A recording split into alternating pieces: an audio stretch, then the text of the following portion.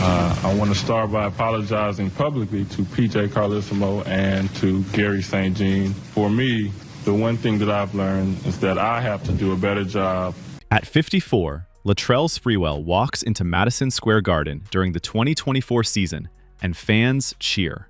They see a legend. They see toughness and fire. But even with all that love, he will not forgive one coach. That man is PJ Carlesimo. This is the story of how a line got crossed and never uncrossed. Most people remember the choking from December 1997, the neck marks, the violence. But they miss the slow burn, the weeks of verbal bombardment. If you like stories where sports go out of bounds, tap the hype feature now and give this video some hype so more fans see it. To understand this 27-year grudge, go back to 1997. Sprewell was a 3-time All-Star and All-NBA first-team selection. He led the league in minutes played. But the Golden State Warriors were falling apart. Chris Webber had left. Billy Owens had left. Don Nelson, the coach and general manager, had pushed away the best talent. Sprewell felt trapped in a losing situation with no way out. Then, PJ Carlesimo arrived in June 1997. He came with a reputation. At Seton Hall and with Portland, Carlesimo was known as a screamer and control freak. He coached like he was still in college. He yelled, he belittled, he dominated through fear.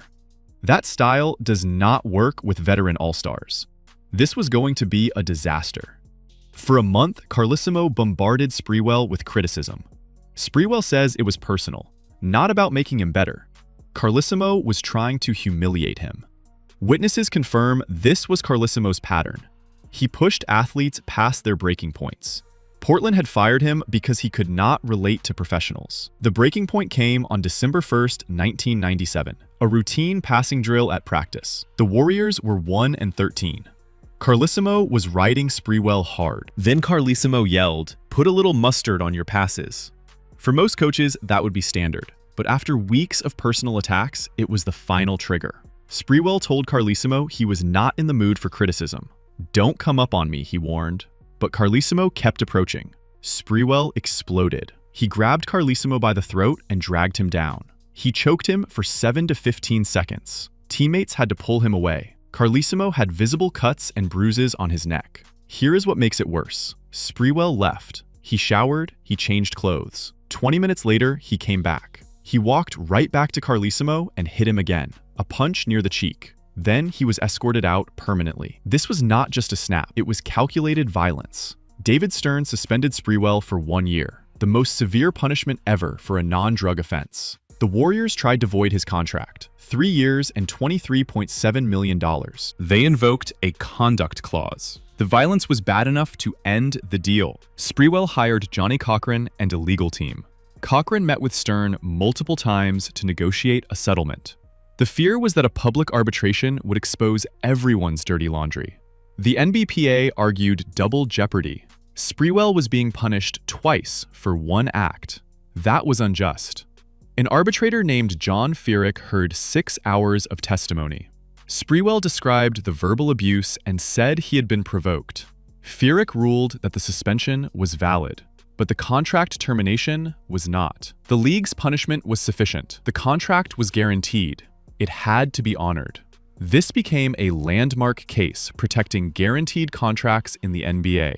But then Sprewell went on 60 Minutes and said something remarkable. "I wasn't choking PJ that hard. I mean, he could breathe." He had just choked a coach. He came back and hit him again. And his defense was that it was not that bad. That logic is insane. The scratches were just fingernails. He could breathe. That is how he justified it. Sprewell admits he made a mistake turning physical. He apologizes to his fans and family, but he will not apologize to Carlesimo. He still claims Carlesimo never took responsibility for the verbal abuse.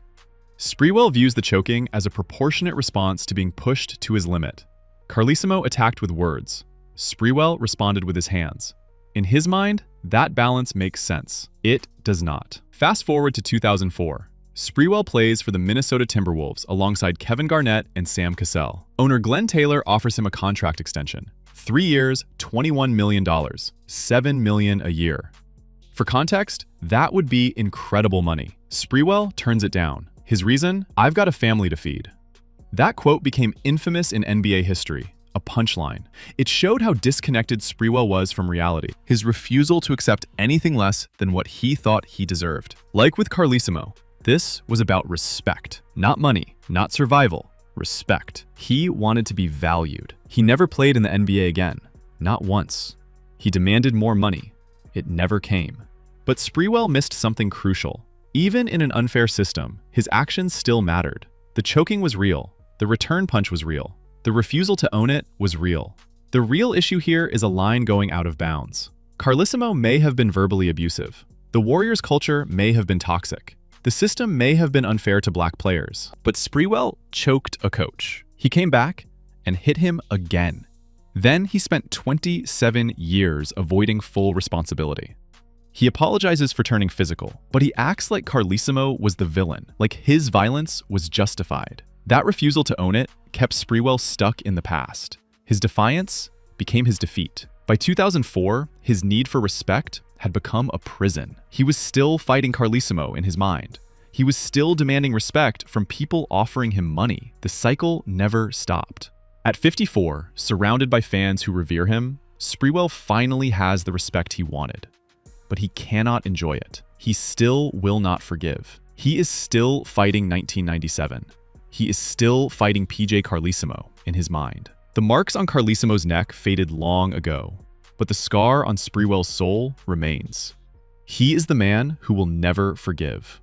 That unforgiveness has defined him far more than his talent ever did. The real lesson here is clear. Self-control matters. Accountability matters. The ability to let go and move forward matters, more than being right or winning an argument that never ends. Sprewell had chances to move past this and heal. He had a great career with the Knicks. He made the finals. He had respect from fans. But he could not let Carlissimo go. Even when celebrating his legacy at Madison Square Garden, he was still angry, still holding a grudge, still refusing to forgive. That grudge has kept him from being truly free. It kept him stuck in 1997. The question now is whether he will ever break free or remain the bitter man who cannot forgive.